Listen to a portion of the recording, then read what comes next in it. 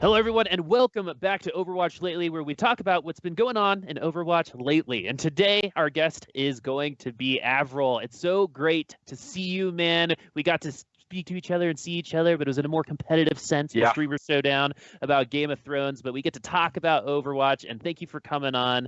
How are you doing today? good. Thanks for having me. I'm the slightly sick Avril today, so I apologize if I cough on stream or something like that. I'm still recovering, but otherwise, super happy to be here. Super happy to talk about Overwatch. Well, I'm super happy as well. So let's go ahead and just get right into it because something that literally everyone is talking about right now. It happened on 2-2 Tuesday. 2-2-2 roll lock dropped on the live servers a couple days ago. And I was very intrigued about what your opinion was because I don't know which side of the fence you fall on, but what are your opinions so Oh, far? oh boy, I fall heavily on the side of 222 is amazing.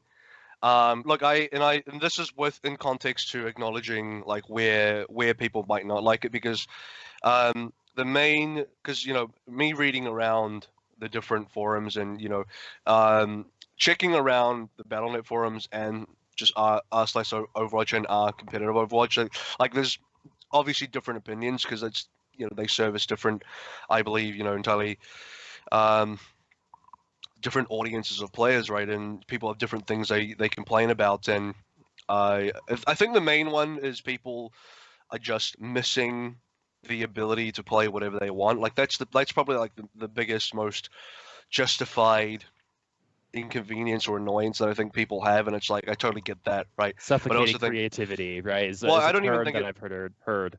Well, that's even secondary. Like I don't even think it's like I was gonna get to suffocating. I was gonna get to the creativity part We're later, gonna but I get think to the it's suffocating. Don't worry. yeah. Like how my throat feels right now in a way. I'm Um, sorry. but yeah, no, it's about people. It's mostly about the way the game is played. It's like the biggest change since we Overwatch introduced the single hero limits. Right, we used to be able to just play whatever we want. And I think at that stage of the game as well, people were like, whoa, the way we play the game now is effectively changed entirely, and I don't know if I like this, and you know, my creativity has been affected and all that kind of stuff, right? But it's been an amazing change. Like we need to define the rules of the game in a little bit more of a strict kind of way while still allowing for a lot of creativity. I think a lot of other esports have kind of gone in this direction.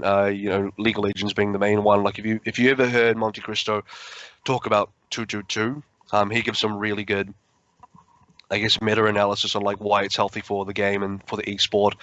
And then you look at what it can do in the future for ESA balancing as well, and just making sure people get more enjoyable games. And I think at the end of the day, all the positives so far to me outweigh any possible negatives. And it's like give it a few months, and people will probably get used to it, and then realize like, hey, maybe I don't need to be playing every single hero that exists. Maybe just playing one role is fine.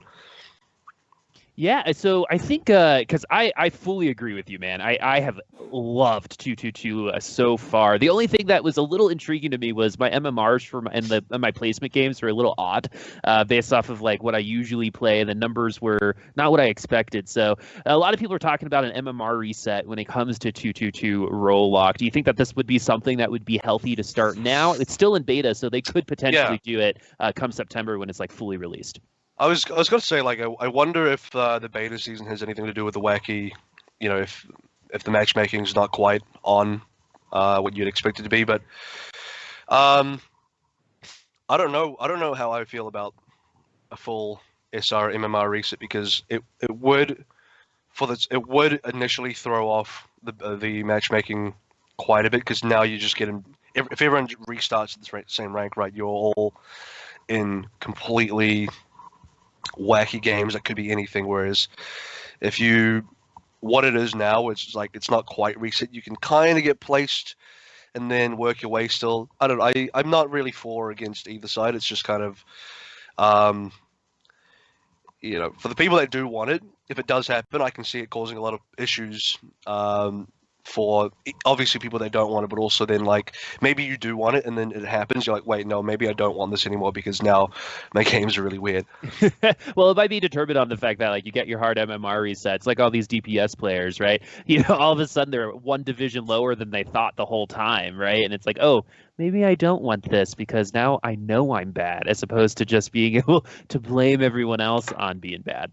Well, it should put you where you are, right? So maybe because you're old, maybe you're a tank player and your old SR was decently high because it's your main, and then you rank highly on DPS because your MMR is also high. But then if you keep playing DPS, then really, if you actually do suck, then it'll slide down. So it should balance out. Like we should get to where we need to be eventually, without having to do a full reset. I think. I know if you're Team 4, you probably want to avoid doing a full reset. Well, so now that we've talked about just kind of both sides a little bit, I know that you really agree with it, but are there any things that you identified, like you talked about in 3 months maybe, right? Like what is that thing in your head that could be that in 3 months maybe that could potentially detract from what I think has been honestly a rousing success so far? I think my games have been cleaner. Yeah. The toxicity has gone lower. I've gotten mixed reviews on that one, but for me personally, most people seem to be enjoying it. I'm saying 3 months for like the people that are not enjoying it. That's assuming they're sticking around, right? They give it a chance. Because I'm on your side. I think it's like been fantastic so far. But I'm specifically looking for, if I'm putting myself in the seat of a dev, I'm looking for the negative comments. I'm looking for why people might not like it, and it's coming down to, it's coming down to most players who are used to playing again whatever they want to play, and they're feeling more suffocated now, like not in terms of creativity, but it's just in terms of options, where it's just like, I used to hit my mains Ash, Roadhog, and Ana, and now I can't play those three anymore. I gotta pick one or something, per game, right? Like that could be a guy out there that now needs to shift how he plays the game to make it work. Do you know what I mean? But like at the same time, that's just about picking up new heroes or like adjusting hero pool or just being like very flexible and queuing for different roles. Mm-hmm. Well, that's what like quick play is for too, right? Like if you want to play those characters, you can practice that in quick play. So a lot of people say, for people who are complaining about that, a lot of people are saying, well, in competitive, it's competitive, right? You shouldn't even be trying these new things in competitive because we're all trying to gain SR. What would you say to that?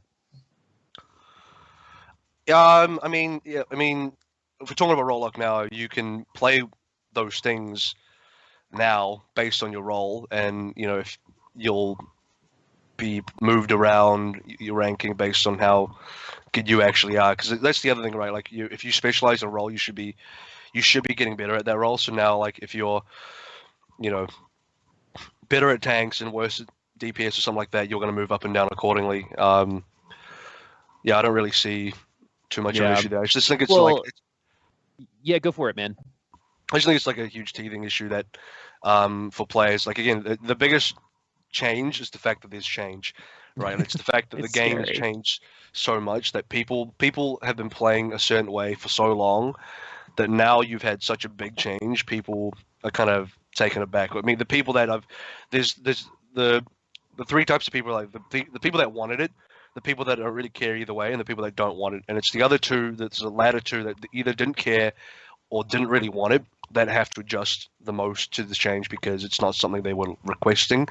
And those are the kind of players that, this is why I'm saying you probably need a few months, because they'll need to adjust to it and properly get used to it. And then, I guarantee you, like assuming the game stays, the role lock is just, considered a success, and it's kept for the rest of the foreseeable future for Overwatch, will be maybe a couple of years down the line, and people forget this was even like that big of a change. And like at that point, this will just be the normal of how Overwatch is played, and people will like forget. People will like look back on non-222 and be like, "Whoa, how could you even play in that kind of environment?" It's the same way like we look back at all heroes, like the same way we look back at like no hero limits. Like, how could anyone play back during that time, right? Yeah, exactly. Like people enjoyed themselves back there. Is like for League of Legends, the map that you're playing on is a new map, right? No one even remembers what the old map looks like, and people were pissed when the new map came out. And it's like, I know it's kind of a more simple version of the argument that you're talking about, but I think you said it's something that I actually hadn't thought of. Is it's just the fact that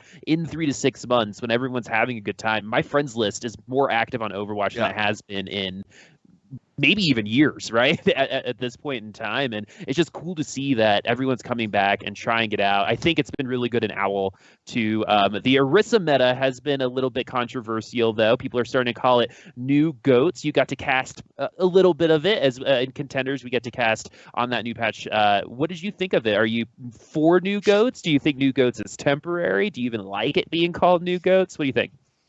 I've talked to some players and some coaches around about what they're taking on. They don't necessarily think it's new goats. I mean, I think it's an easy way for people like us to describe it, and it kind of it's the most similar in terms of play style. We're talking about May Reaper here specifically. Yep.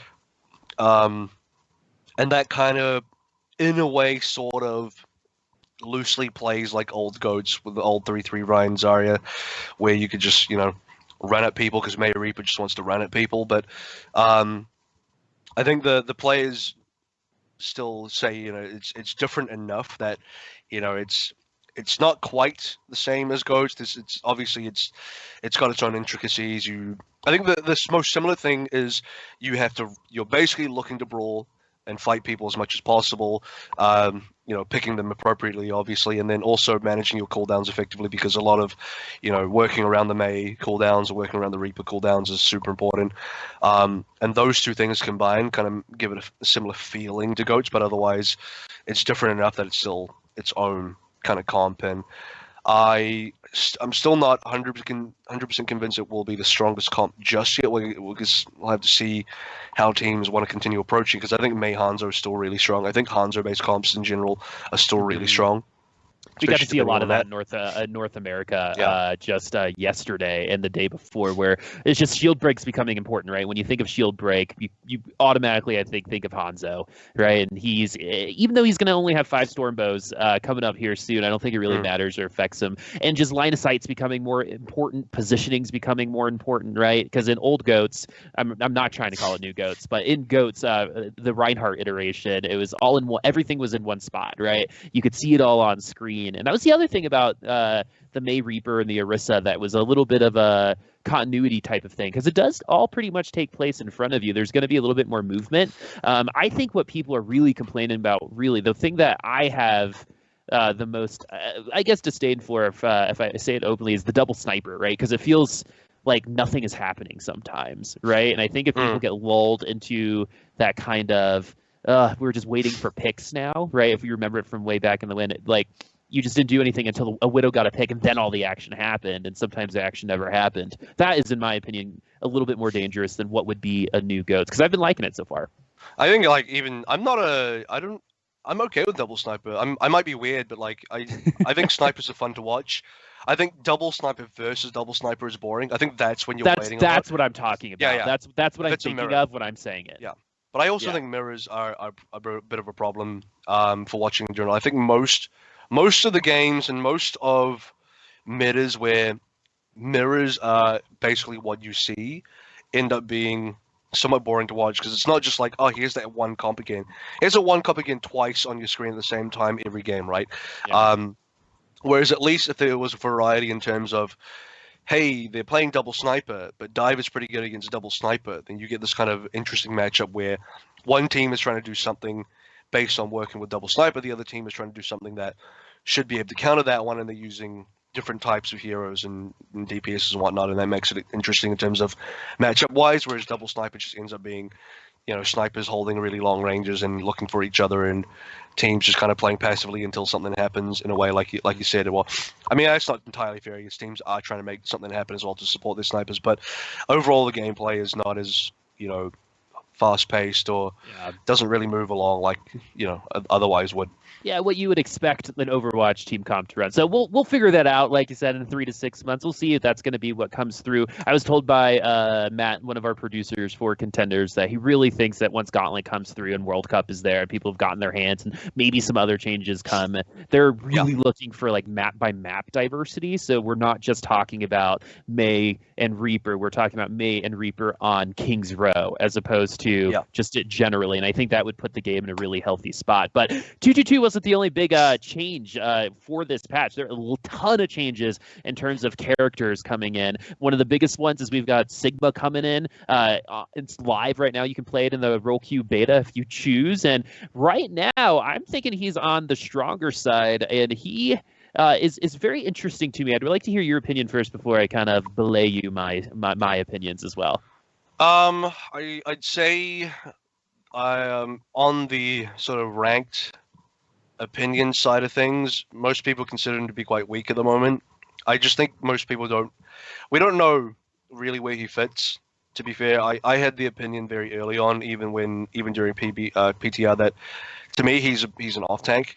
I don't see him being played in a main tank position at all, and that's mainly just down to the fact that I think the main tanks need to be able to hold position quite well, and they need to be able to hold their ground. And Sigma doesn't really do that well. He's awful at it. Like he's awful. He's probably one of the worst. Yeah. If you can just push him. Like that's the thing is like if you wanted to push Sigma, you run at him and he can't do anything. He dies. You run at a Reinhardt, he retaliates against you. Winston does a ton of cleave. Balls is can do a lot as well. There's like to be a main tank. I think you either need to be like this big solid rock that can just like sit there, or you need to be this still pretty solid rock, but that you can like have huge mobility and you can just run around the map and jump somewhere and hold that position for a while and just be a real pain. Whereas Sigma is like, I think the most similar gameplay is probably like Zarya, because he is like a DPS tank. He wants to do a lot of damage, and he has his highest value when he doesn't have a lot of pressure against him, and he can just sit there shooting as much as he wants, preferably from an off angle, and just like landing as much damage as possible, similar to how Zarya would play. So yeah, like he kind of overlaps a little bit in that case, in my opinion. Yeah, so my big thing. So I've actually heard. I think what I've seen and heard is at lower ranks he's actually doing quite well because people aren't taking advantage of the fact that he is terrible at keeping space. So they see the shield and they shoot the shield and they don't go past it, right? Because it's a shield that you can walk past, right? It's he's like a 400 health DPS in the lower ranks. Yeah, pretty much. And so accretion hits. You got your 200 or 200. I forget what it is, but over like it's a 200 damage combo. You can get your squishies out, but at higher ranks, you're not going to get hit by accretion that often, right? And then you're kind of just farming for ult. And at that point, the ult is also not as consistent as Zarya. So even if we're talking about him as a flex tank, my whole thing is why would you choose him over the other options at this point in time? Because if you want damage and utility, you can pick Zarya. If you want the ult, honestly, D.Va as well, right? Because of the defense. And people don't matrix. even pick Zarya. Yeah, exactly. And so most people are picking D.Va anyway right now, or Hog. You're picking D.Va and Hog is your main two flex tanks. Yeah, and currently with like Orisa and all that stuff, I don't quite see how he fits in. Maybe his shift is a way to stop halts, right? But I mean, he looks cool. I think his release was really awesome. And what have you gotten any hands-on time with him? I mean, yes, but I don't know. I'm probably not going to be the best player at him. I've talked to players that have a lot more time on him. For example, Chronodota is a guy that is I've been watching him a lot. A ton of hours into Sigma, so I got his opinions on him. And like, basically, again, the sentiment is he's great as a damage dealer if you can get into positions where you can maximize out on the damage, but otherwise, if he gets pushed by an organized team, like I don't know how he goes in scrims if anyone scrimmed with him. I don't know how he goes in a more organized competitive setting, but I can imagine that like a proper 6v6, especially with like pro level players, yeah, your damage is probably going to be good, but also the teamwork is going to be so good on the other side. You're going to get pushed. You're probably not going to do that much damage, and I don't think you can really have enough even self-sustain because Zarya's bubble I think is a lot better than Sigma's kinetic grasp. You know, when he just absorbs the stuff, and a lot more useful because it ups her damage and all that kind of stuff. And yeah, it's going to be hard to fit him in. I think you need to find a meta where I don't know his abilities kind of define a certain composition and you build around him. Maybe that'll work, but currently it's not. Yeah, I think I think we'll leave it at that. He is killing it in the lower ranks though, so we'll see. That happens occasionally, right? Genjis are terrible down here, right, and they're great up there. Hopefully, coming up soon. That was honestly not the best example, but for Sigma, we'll see him a lot, most likely, especially since he's new on at Roll Q. You guys at home can tell us what you think about him, but let's go ahead and start talking about some of the other stuff too, because a lot of the attention's been on a new character and 222 Rollock, but there were some huge changes to some characters we already know and did not love from back in the day. I think one of the biggest ones are the Brig changes, making her an actual support, the assault changes, which my opinion might not be enough even still. And then the third one as well is the ultimate charge changes and how some characters are going to be affected by that a little bit more than others. So throughout those patch notes, what would you say is kind of like the hidden one that everyone should really be looking at, or one that you like to point out because it's your favorite, you think it's a really good change? I think the alt change is actually pretty big. I've kind of held the opinion that ever since the start, and I think this is the second time alt's been globally nerfed. Right since the start of the game, I've kind of had the opinion like, wow, like alts are A, very powerful, and B, not super hard to get for the most part. And then obviously, you know, down the line, Blizzard's basically agreed with that. Like they nerfed it twice. And at this stage, I'd like to see a game where it's definitely played less around ultimates, but it's an interesting balancing concept because it's like if you make them too hard to get, then first of all, it's probably not fun. Second of all, it probably makes their value.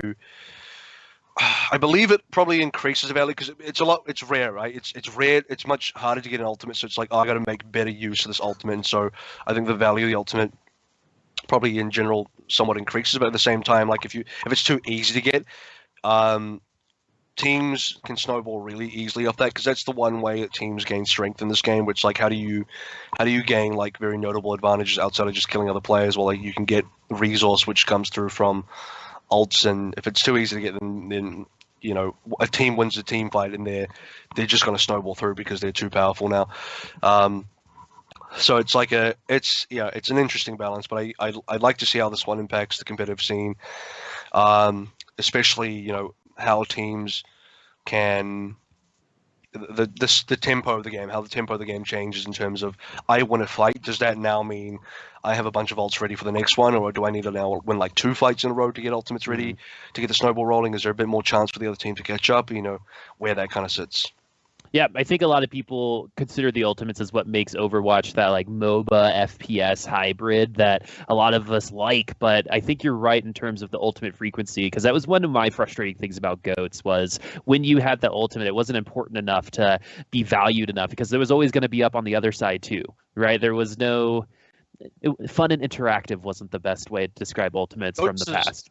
GOATs was an interesting one because not only was, you know, that before the alt nerf, but it's also, you know, where you have a lot of AoE damage and you also have a lot of high health bars and high healing. So in a single fight, you're going to get more ults because there's more health to get through. Whereas fighting for longer. In a 2-2-2 meta or like versus DPS, things have 200 HP. You kill them. That's it. You get 200 charge off a single guy, assuming they don't get healed or whatever. And it's a lot harder to get ultimate. So I think the combination of a Rollock plus the ultimate nerf globally is gonna change some things for real. You're a smart man. So let's go ahead and move away from the patch. I like what you're saying about that. So let's talk about the Gauntlet, because we're very familiar with Contenders. We're both Contenders casters here, and we just finished up in North America, and we got Gladiators Legion, Atlanta Academy, Envy, and XL2 going to South Korea. Can you tell us a little bit about who's representing you guys? Talent Esports to nobody's surprise, obviously the Pacific region I'm talking about here. And they went completely undefeated in terms of matches. So they obviously didn't drop a single match the entire way through, kind of like Atlanta Academy. But unlike Atlanta Academy, they did drop a single map during the regular season, so they don't quite have that perfect record. The golden season. But then in the playoffs, they didn't drop a single map. Atlanta Academy actually, getting to results a little bit, dropped one versus GLA, right? So Yep. I think both teams finished their entire season with only one map dropped. Talon That's Esports nuts. and Atlanta. So I think, I believe those are the only two teams globally that have done that. Mhm. I think it would have really sucked for Talon if they watched Atlanta completely sweep through contenders without dropping anything. Because Talon could have done that. They dropped their map to the worst team in Contenders Pacific, the one that Yeah. didn't win a single game. And I casted that live, and I was like, "What's going on here? Like, this just looks like a different Talon Esports playing." It was just all falling apart in front of you, and it looked like the entire team was having their own out of body experience. Like somebody else is playing for them right now, and they're watching the game fall apart, and then they drop that one map. But after that one map, they just go back to dominating again. It's just like, what happened during that one map? Like, what? It's like when it happens though, those trap games when you don't take your. I think it's a combination of you have to be a huge favorite for this to happen. Two, you have to under prepare, I think is the other thing. And three, you all have to also be, like you said, having a bad day. It's not just like one person having a bad day, because for them to drop a map like that, against a team like that, it's not just one person's fault, right? It's all of them at that point in time. You gotta take every game like almost the same, and I think every sport, in traditional sports and esports, there's always stories of that happening where the lowest team will strike back somehow. It's like it's a great underdog story, and it happens all over the world. Yeah, exactly. So what are they going to do? Play spoiler instead, because that feels really good, right? We all like putting our fingers together, like Mr. Burns and ruining stories like that, and they got to do it for Talon. But now that we're going to South Korea, most of the regions, actually half of the regions, I think, have found their participants. North America will get their seeding done on Monday. Talon made a ton of noise at the Pacific Showdown. People came out of that knowing more about Talon than I think anyone has ever known about Talon after the Pacific Showdown. What do you think their chances are going into South Korea in terms of taking down some of these elite teams from around the world? The thing is, I viewed Talon across this year, and particularly this season as well, as being closer to like a Contenders Korea team than really a Pacific team, because first of all, they were based in Korea. The entire team was living out in Korea the whole season. That means that their main practice partners are within Korea. Like, they don't really have a reason to be playing or practicing against the other Pacific teams. They can practice in Korea on low ping against good Korean teams, and for that, like, realistically, they might as well have been in Contenders Korea for this season, because they were there, they were doing all the stuff there. They didn't have a lot to do with PAC except for coming over here and winning. It felt like a good Contenders Korea team coming over to Pacific and just like crushing everybody. So based on that, I hope they do well. But at the same time, it's the top teams from Korea that will be going to Gauntlet. So there is a chance that, like, despite them, because here's the thing, like, tinfoil hat on, Talon Esports could be the fourth best team in Korea. Could be. I'm not saying they are. But if they were, they would still potentially lose the other three Korean teams that are going to Gauntlet, because they're only the fourth best team and not the third best team, right? But they could be better than the other teams in Korea, and we would never know it, because only three teams are representing Korea at the Gauntlet. So it'll be interesting. They still have to really step up. I think they will probably do really well against the Chinese team. And they could do really well against EU. I don't know how well they'll do against the NA teams just yet. Maybe if some of the NA teams don't do quite well. I think like Atlanta is probably the favorite for NA, right? So it goes to Atlanta, Envy, and so like that's the thing about North America. I think Atlanta and Envy are considered for way further ahead than like Legion and XL2. I mean, Legion almost didn't even make our playoffs, and I know it's a new meta and stuff like that, but you would be accurate in that statement.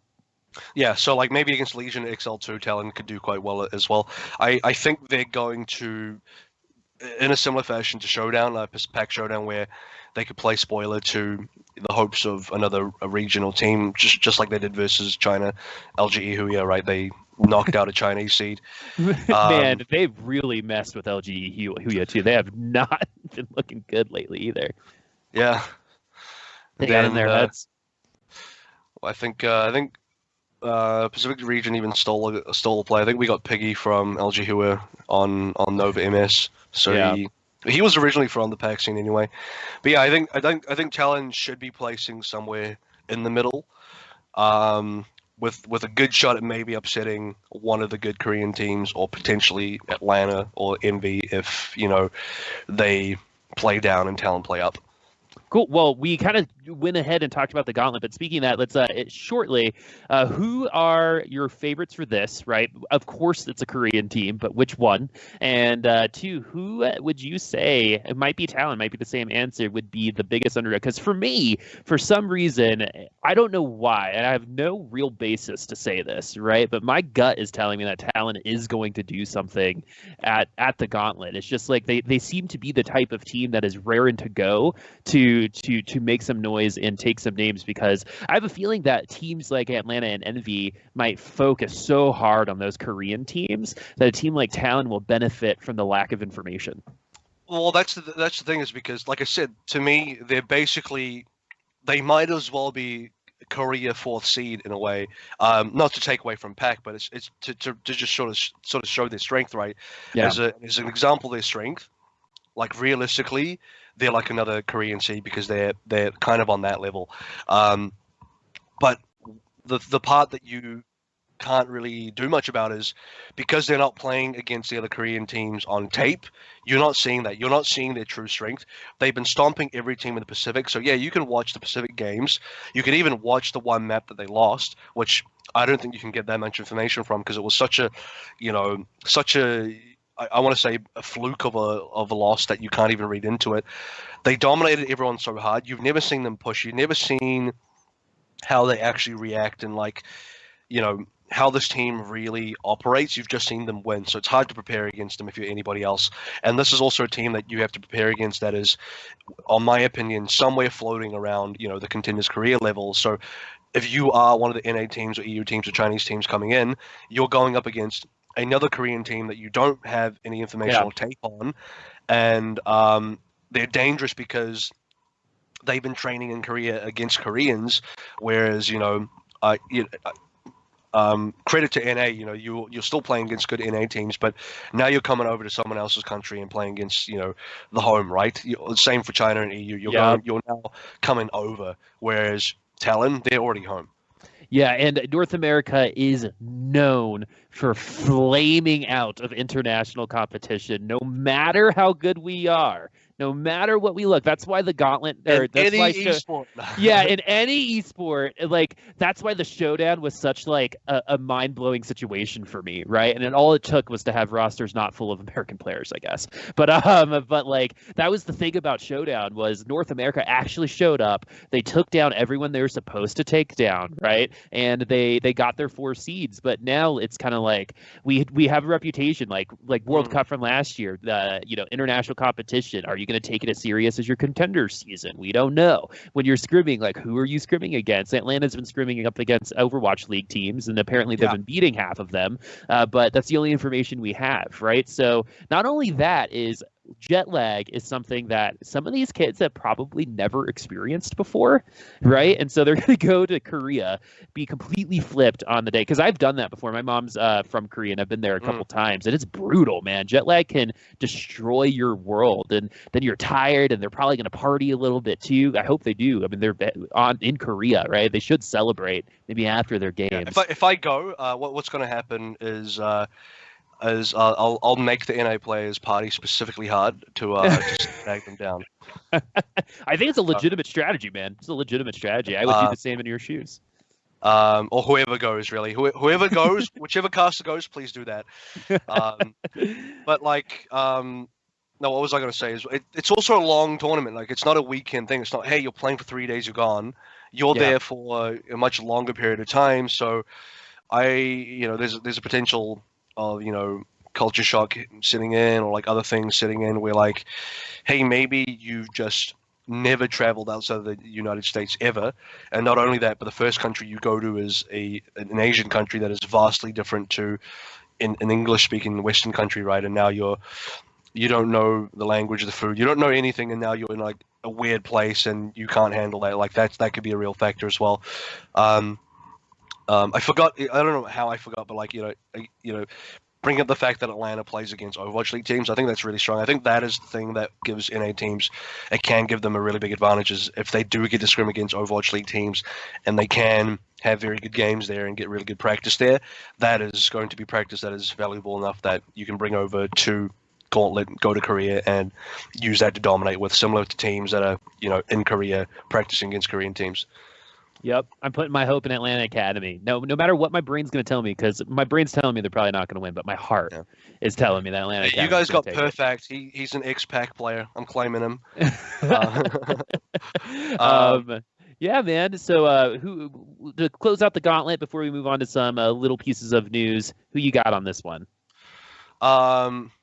Based on current strength of what I know, I'm pretty sure that O2 Blast is the best team in Korea, and by extension, probably the best contenders team in the world.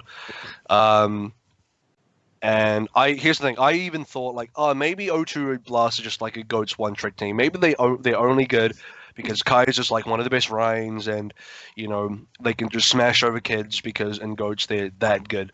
But then, as far as I know, and they haven't started their 2-2-2 yet, but as far as I know from people that have more insider info about what they're like in 2-2-2, their DPS, Proper and Pelican, are nuts, as far as I've been told, and they're also an insanely good 2-2-2 team. So I wouldn't have banked on them if I didn't have that knowledge. Yeah. I would have said O2 are probably going to stink in 2-2-2. They're going to lose a lot of their power, but actually, apparently they haven't lost any power, and they're just as good, so they're probably going to take it.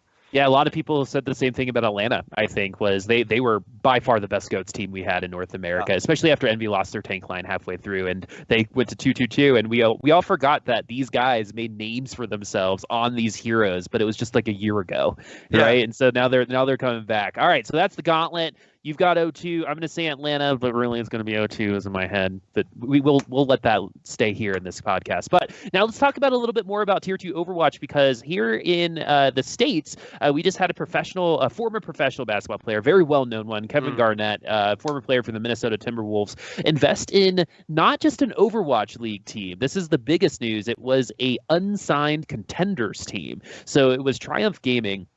And the coolest thing about this is I've gotten pretty close with some of the members of Triumph and their staff. Some of them came out of BGG. And so I think this is a really good sign just in general. But one, they also did the work, right? That's what I have to reiterate is their social media is better than I would say 60% of some of the Overwatch League social medias are.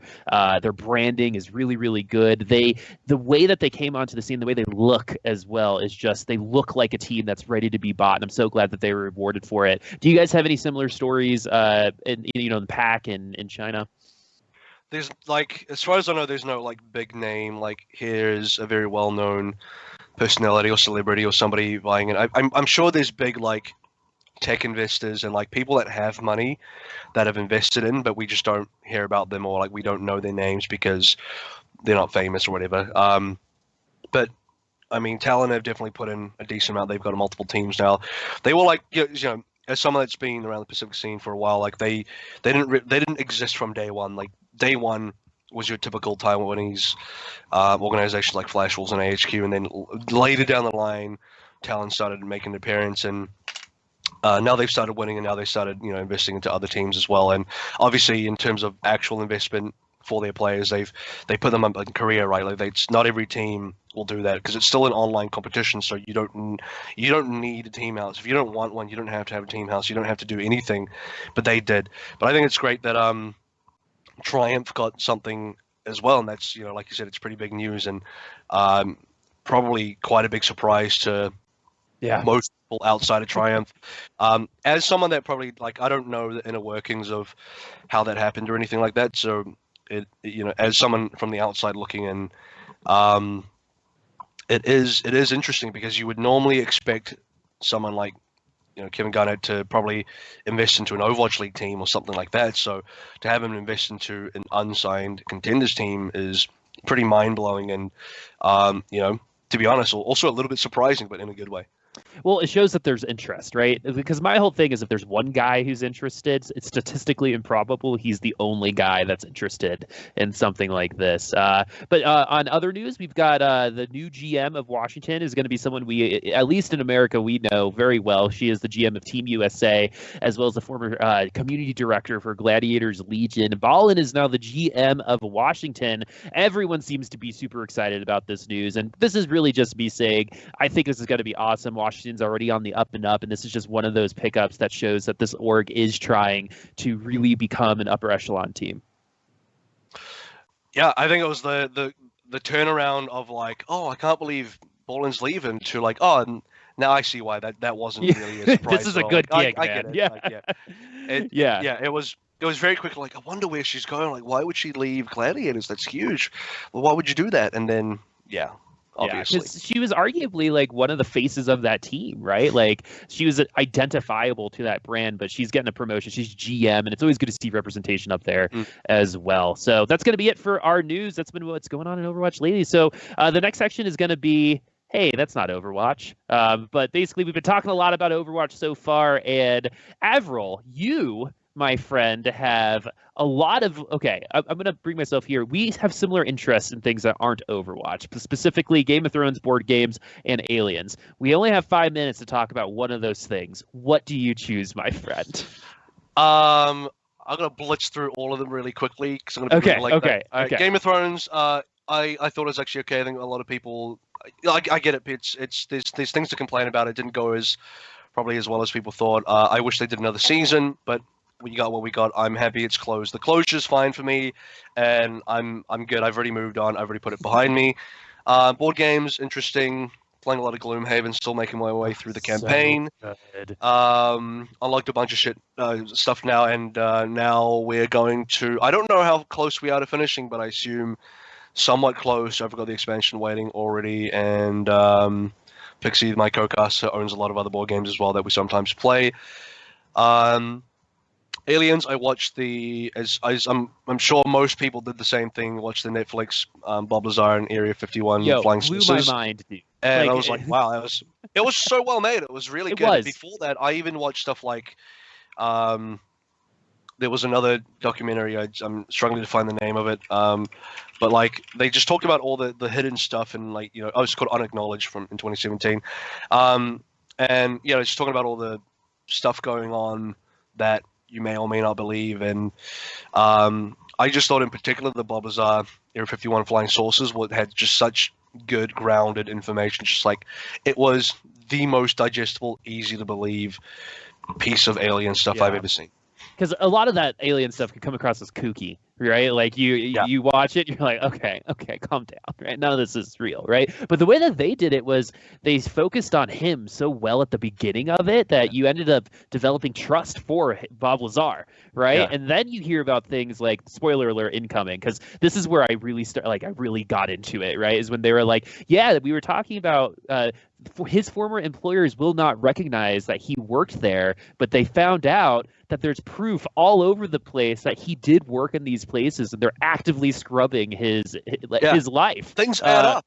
Yeah, it's so nuts. And the other thing about him, by the way, is how casually he talks about all this stuff. I can't help but think that he's not crazy, right? Like I have a friend, right? If he said these things, I'd be like, no, you didn't see these things, right? Yeah. But the way that he spoke about it, man, it was so scientific. It was like these things are there. And that's it. He didn't try to prove anything.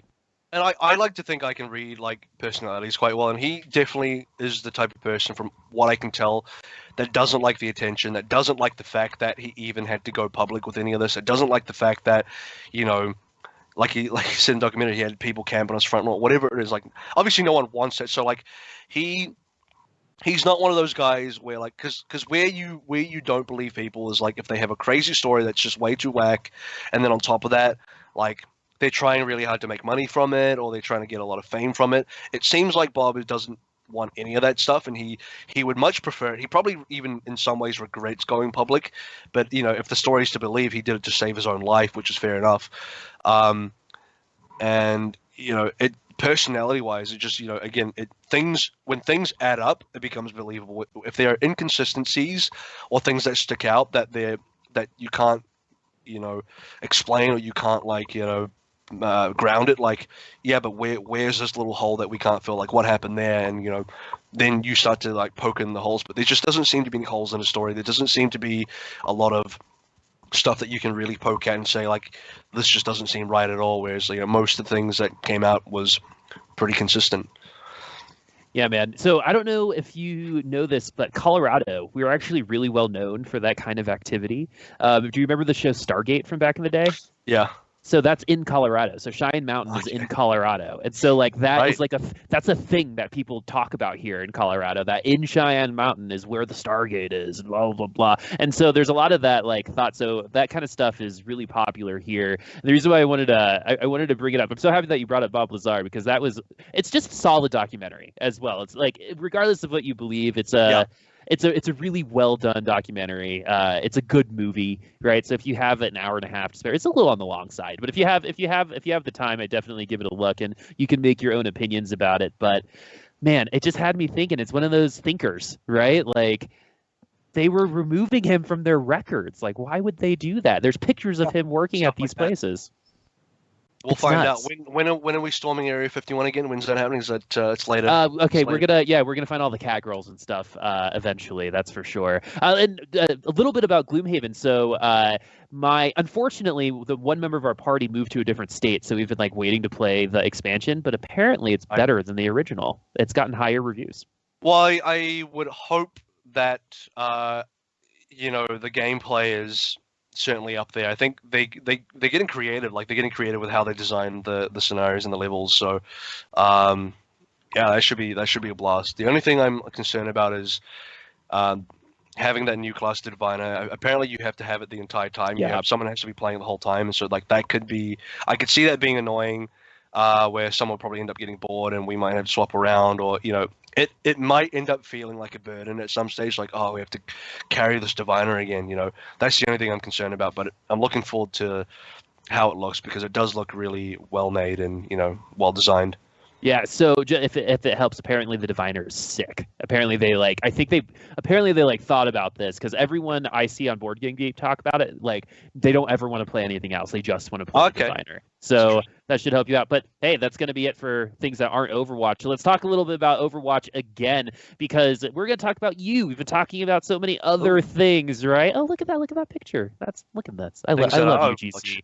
I know, right? So I think casting is a really easy place to start. You've gone on a lot of these things and talked about your journey, but what I'm kind of particularly interested in is how you and Pixie met, because I've talked to Pixie a total of one time, and the dude is hilarious. That man, in that hour and a half, made me hearty chortle so many times. It's just his wit, his sarcasm, and he had mentioned that he had written jokes and had done stand-up comedy at one or two times in the past, and you two together worked so very well. Was it a situation, I like to say with Ham and I, where we casted one time with each other, we're like, this is good, we like this, kind of, or were you put together, and was it a romantic comedy? We were match made. No. Yeah, where you were at odds first and realized that you respected each other, and then blossomed into this. No.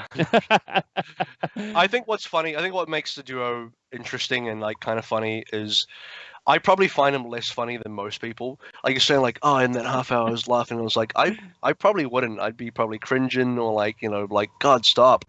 Just stop. Maybe because I know him. I've known him for too long. It's one of those things where it's surprising and unsurprisingly similar to what I could imagine a married couple could be like if you've been working closely with someone for a while. It's I think once you know them too well, it's just oh, here's the same joke again. I've heard this 5 times. And the worst part they've only heard it once. I know, but I see the other person. I see the other person laughing. I'm oh, stop laughing! You're encouraging them. Just stop it. It's not funny. Don't laugh at this. That's great. Ham and I are definitely in similar positions sometimes. But we met um,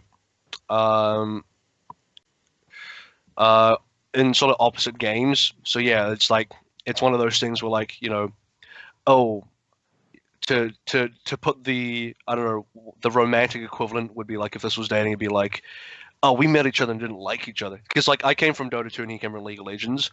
Oh, okay, all right. And back then, as you would imagine, I'm not gonna I'll just say me because I'm not gonna I'm gonna throw the community under the bus here. But me, I was a bit of a Dota snob and like I didn't like League of Legends back then. Funny how that turns out now is I don't even keep up with Dota, whereas I still keep up with League of Legends professionally in terms of like watching the stuff and like being a fan of the stuff. I just think it developed into a better game down the line. Like maybe 5 years ago, I think Dota was probably the better game, but now I think League is. But that's a different story. So I casted my thing, he casted his thing. And we came together in Hearthstone. That was like the common thing that we kind of both did. And then I was bouncing around looking for the right person to cast with because I cast with a bunch of different people, but it never really clicked with anyone. And it kind of clicked with him. I was like, all right, this is decent. I'd like to do this again. Again, it's funny. It's like kind of like dating, right? It's like, yeah, I found someone I clicked with. I just, dating didn't work for me until this person. And then, yeah, and then we worked together more. Eventually we, went to do different stuff again because Hearthstone kind of died down. He went back to doing League of Legends. I did a bit of Call of Duty at the time. And then when Overwatch was starting to get really big, and I obviously want to do Overwatch because I have a TF2 background and a MOBA background, and I was like, who would I cast with in Overwatch? Who do I know that's local to me, and can do this? We actually live like 10 minutes away from each other, which is pretty handy. It's like, who can I cast with? So like he was the first person on my mind. It's like, here's someone I know I can work with quite well and all that. And then we started doing Overwatch together, and then we both eventually dropped every other game that we were doing, and we just focused on Overwatch. And as the opportunities came in, we just did more and more Overwatch, and I guess the rest is history, right? Yeah, I mean, you guys had a in my opinion, a star-making Pacific Showdown. A lot of people, whenever anyone's like talking about casters that they want to see an OWL one day, your name and Pixie's name always gets brought up, along, of course, with ZP the Best and Jaws and Like Day. But I think like to be spoken of like that, especially in a region like yours, and that's the other thing I want to talk about because your region is. I would say harder to break out of, right? In order to become mainstream, potentially going to OWL, your region's one of the hardest ones to get through. So knowing that, how has everything been feeling recently after the Pacific Showdown? That it seems like you've kind of gotten over the hump. It would. I don't know about that yet. I think there's more humps ahead. There's always a bigger hump. If the fantasy comes through, if we ever break out of this region, it's like, I don't know. That's a story to tell. It's just like, how did that happen? It just seems like it would be impossible. It's not even just the region. It's the fact that for those that don't know, we're both from New Zealand. It's like a super isolated country down in this corner of the world. Like we're not even from Australia, where more of the esports happens in this part of the world, right? So.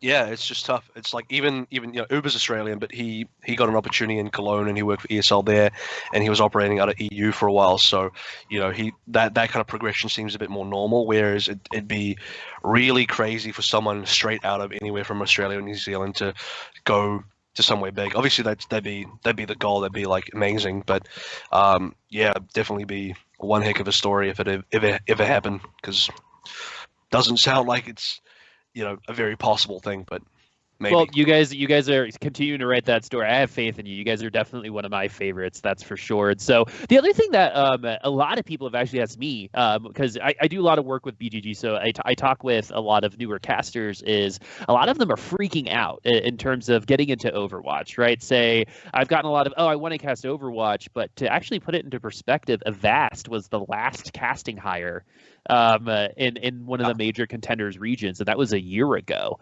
right? And so, and it was Ham and I on the same season, right? So the three of us were the last major hires for contenders, and yeah, you've got Korean contenders and you've got all that other stuff, but the opportunities don't feel like they're presenting themselves. So what would you say to someone who's like, hey, I want to get into casting and my passion is Overwatch, I'm and I already make a little bit of content, but there doesn't seem to be many opportunities. Should I go after this?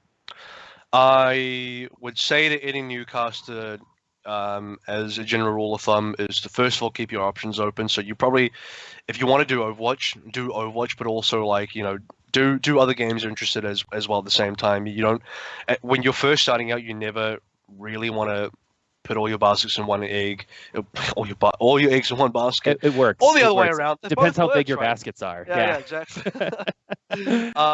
In one giant egg, but yeah, you want to try and keep your options open, but also I understand new casters probably get into casting because of a game they love as well. So it's more so like you get over a bit of period of time where like I'm getting into casting because of a game to if I want to get more professional and serious about this career-wise, what do I need to do? So then you would go from maybe one game to a couple, and that could even be other Blizzard games, right? You could be doing StarCraft or something like that. But yeah, Overwatch is in an interesting place. I'd like to say that if you're new, you got time. I ideally have time to spare anyway because I know it's going to take a little bit. It's very difficult for anyone new to instantly move up very quickly. Like you have to be a bit of a prodigy to be able to do that.